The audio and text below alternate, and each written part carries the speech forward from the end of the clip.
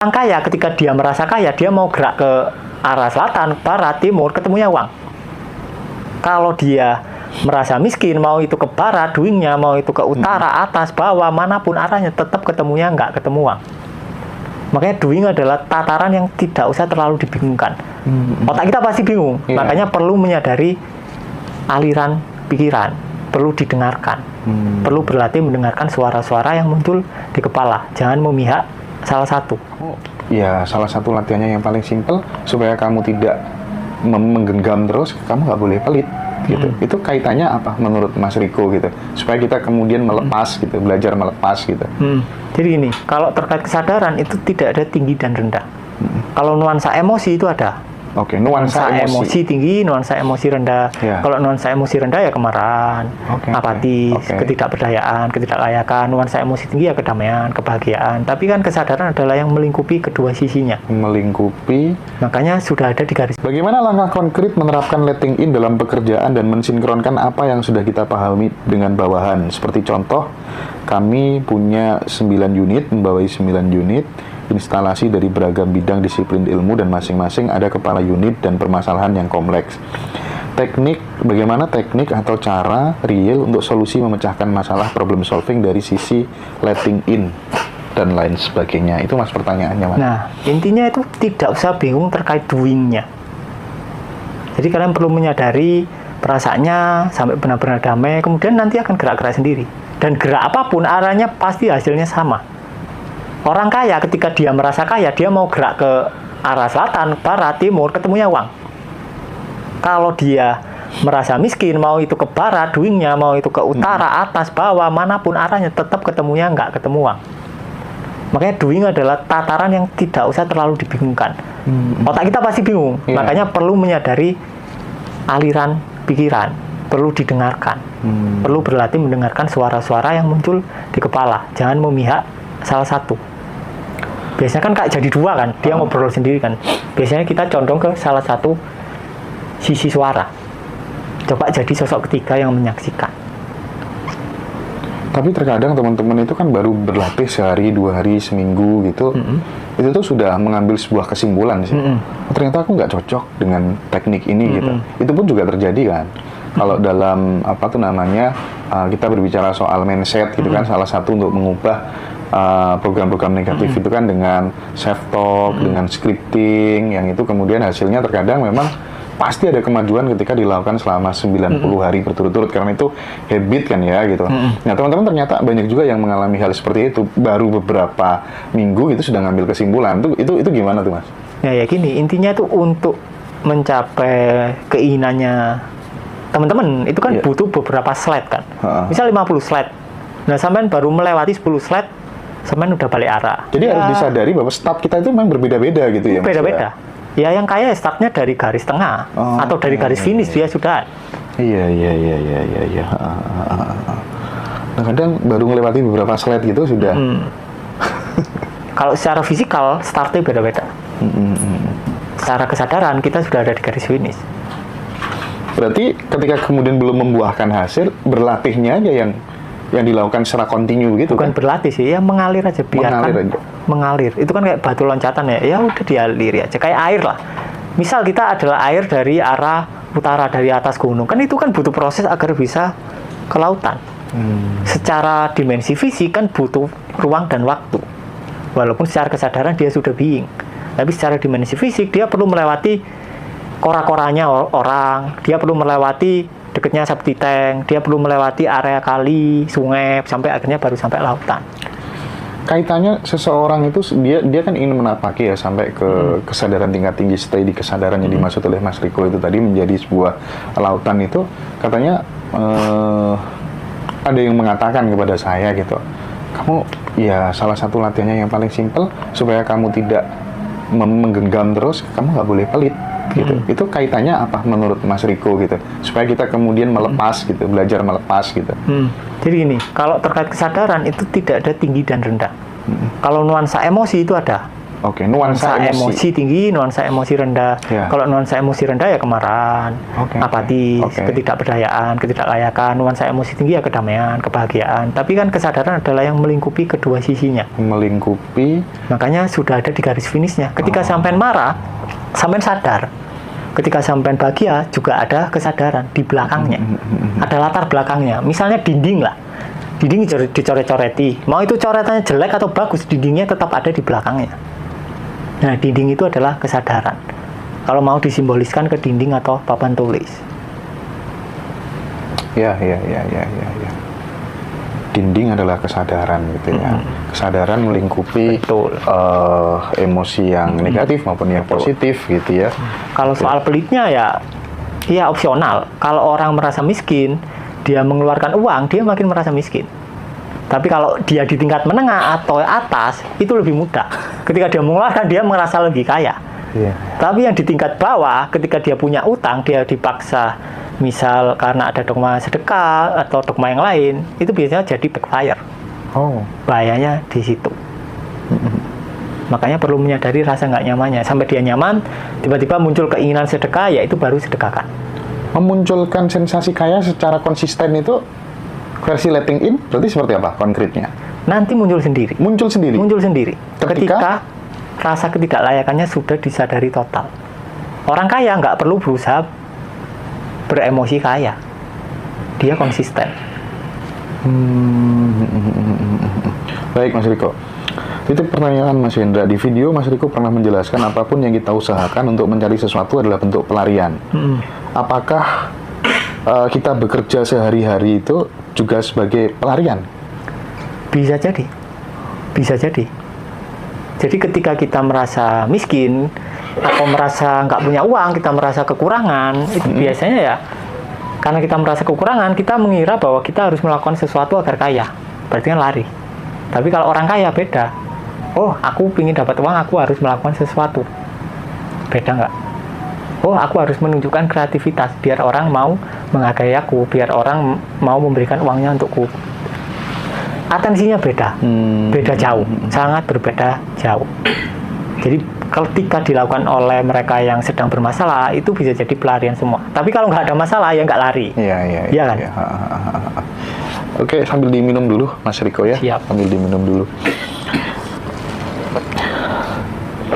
Nah, ini sekarang kita akan geser ke mirroring, Mas Riko. Jadi ternyata pada saat praktik mirroring itu teman-teman punya pengalaman yang berbeda-beda begitu ya.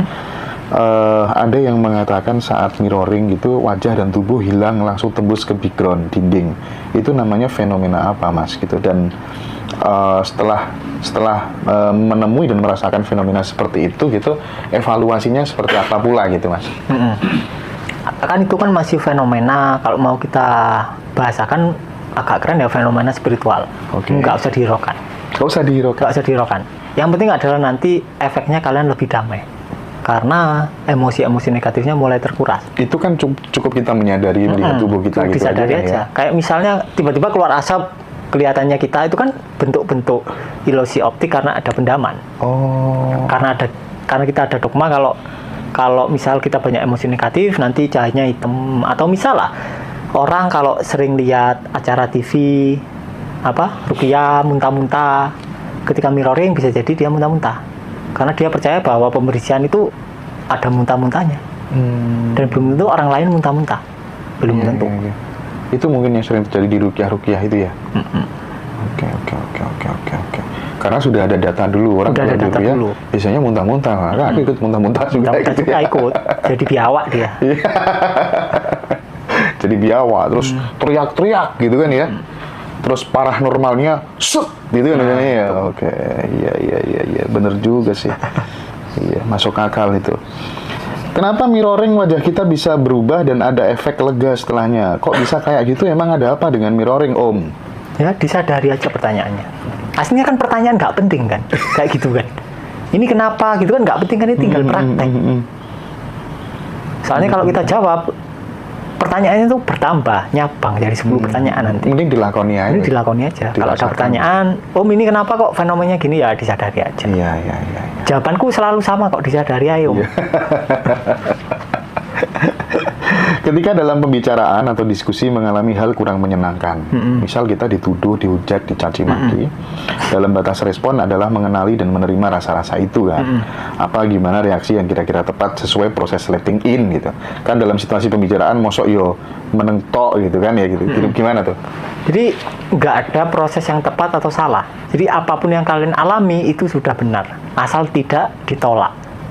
Misal aku diskusi sama Om Hari, terus kita berdebat panjang sampai misu-misuan, terus rasaku nggak nyaman, rasanya Om Hari nggak nyaman, ya itu adalah hal yang baik. Ya udah, tinggal nggak usah ditolak, dibiarkan muncul apa adanya. Artinya dibiarkan muncul apa adanya, bukan berarti aku melemparkan kemarahanku ke Om Hari. Jadi bukan ekspresi dan bukan represi, tapi disadari sensasi tubuhnya. Oke, masuk. Dan ini ada pertanyaan agak aneh dikit nih. Untuk mendatangkan keajaiban, misalnya tidak punya keinginan apa-apa, tiba-tiba bisa dapat 1 M sehari gitu. Gimana caranya gitu? Nah, ketika kita intinya itu adalah sama-sama masih berkeinginan. Sebelumnya kita ingin mobil, sekarang kita ingin agar tidak punya keinginan. Iya. Sama. Oh. Sama kan? Kita ingin agar tidak punya keinginan, agar keajaiban terjadi dan 1 M tiap hari. Oke. Kalau kita lihat ya itu keinginan. Ya disadari. Sadari. Ini jawaban filsuf Riko Utama.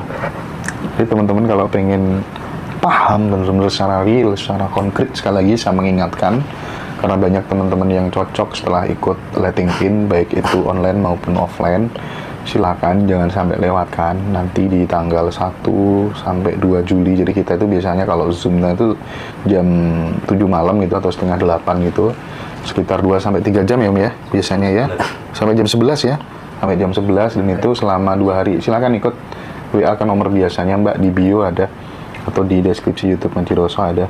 Sudah ada 5 kalau nggak salah yang daftar. Nah ini Mas Riko ada pertanyaan lagi, bagaimana caranya membuka sedikit ke lautan, karena posisi sekarang masih di ombak Mas gitu.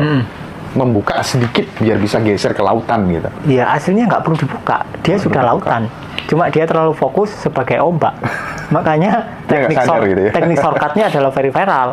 Langsung open. Ya. Very viral bisa lewat penglihatan, bisa lewat telinga begitu ya. Itu kan Mas? Iya, betul. Ya. Kalau yang main bola itu apa Mas? Very viral juga tuh? Very viral. Oh, very viral ya. Oke. Sip. Itu pertanyaan Mas Hendra buat Mas Lautan. Apa kalau sudah letting in menjadi tidak ada apa-apa, bahkan terima kasih dan bersyukur tidak diperlukan lagi? Artinya apa cukup stay di kesadaran aja sebab diri sudah pada ketuhanan itu sendiri? Gitu Mas pertanyaannya Mas. Intinya, kebanyakan orang tuh mengira ketika sudah ada di lautan nggak ada apa-apa. Ketika di lautan ya tetap ada apa-apa. Tapi kita tidak terpengaruh apapun. Intinya itu. Kita tidak terpengaruh. Kita tidak menderita. Intinya itu. Tetap hidup kalian akan tetap seru. Misalnya kita jatuh cinta, ya kita akan mencintai tanpa melekat. Gitu kan? Oke. Tidak melekat terhadap apapun intinya.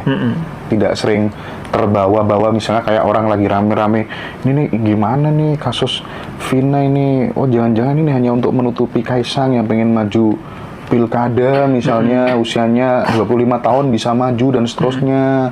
Terus ini dalam rangka untuk nutupi kasus korupsi yang kemarin besar-besaran tambang. Terus nggak terpengaruh gitu-gitu? Nggak terpengaruh. Oke, nggak terpengaruh soal ormas tuh fungsinya apa sih gitu? Fungsinya ormas tuh untuk mengelola tambang batu bara atau apa, itu nggak pengaruh ya? Nggak terpengaruh. Sampai nggak ada hubungannya ketika sampai hadir sebagai kesadaran. Asik aja bahkan realitanya juga nggak terpengaruh. Jadi ada orang yang terpengaruh karena dia fokus di situ. Kayak yang itu kemarin. Atensi. Yang Prabowo nangis itu. Kalau pendamaian beda-beda kan ada yang nangis, ada yang enggak. Yang Prabowo dihujat. Oh gitu. Iya.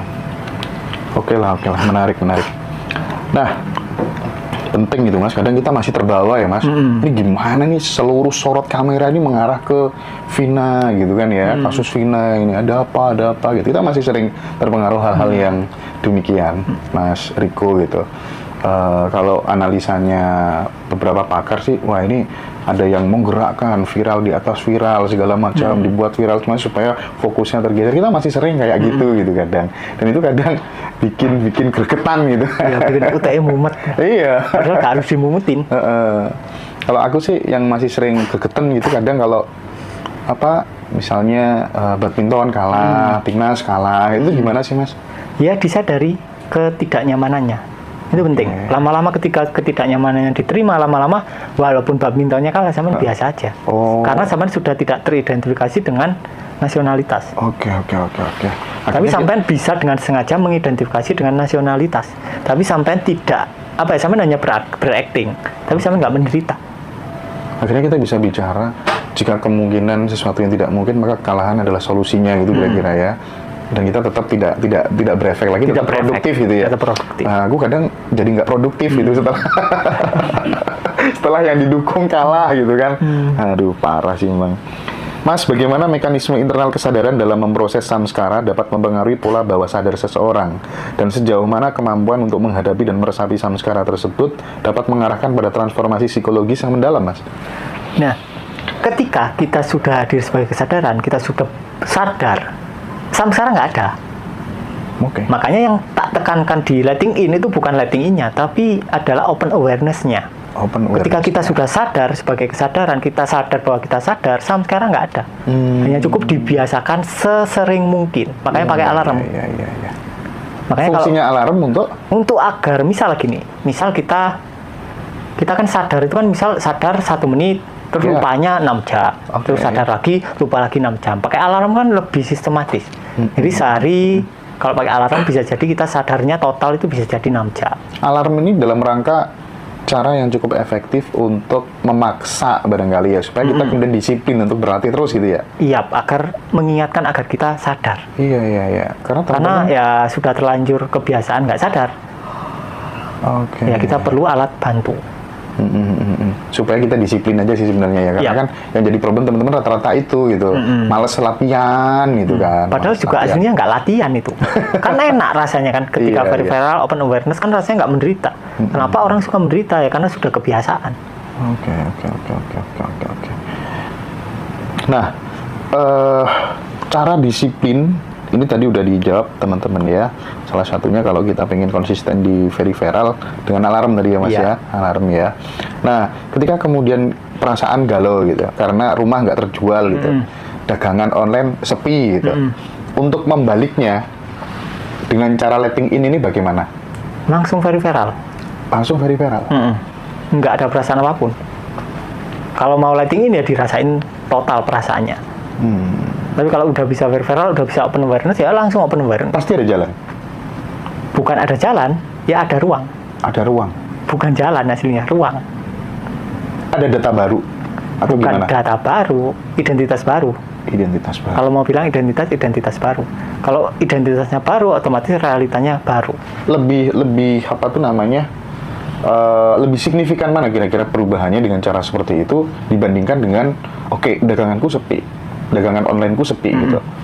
Oke deh, aku coba komunikasi sama temenku yang dagangannya rame gitu. Solusinya apa sih? Oh, tak lihat ini. Itu lebih efektif mana menurut Mas Riko? Jadi kita doing, kita langsung ada action gitu dengan tadi viral. Nah, kalau action kan kita semacam kita doing dengan tanpa mata, buta arah. Kita nggak tahu itu akan jadi solusi atau enggak. Iya kan? Bisa jadi slide-nya itu tambah mundur. Misal kita udah ada di slide 10, kita mundur ke slide 1 tambahan lewat doing. Karena kita nggak tahu. Tapi kalau kita sudah being, kita sudah benar-benar sadar, itu pasti maju slide-nya. Kita nggak stuck di slide yang 10 itu tadi, atau kita nggak mundur. Lebih mudah, effortless kalau tak bilang. Lebih mudah, karena kita pelan-pelan tidak teridentifikasi dengan tubuh kita. Ketika kita tidak teridentifikasi dengan tubuh, otomatis kita tidak teridentifikasi dengan gerakan. Akhirnya kita dapat kesimpulan yang gerak bukan kita, tapi juga sekaligus adalah kita. Bos Hari ini kan ikut pelatihan banyak nih, master ya kan, trainer trainer mindset segala macam gitu. Setelah ketemu Mas Riko tuh gimana tuh? Gimana? Terbantahkan semua atau seperti apa gitu? Jujur. Mau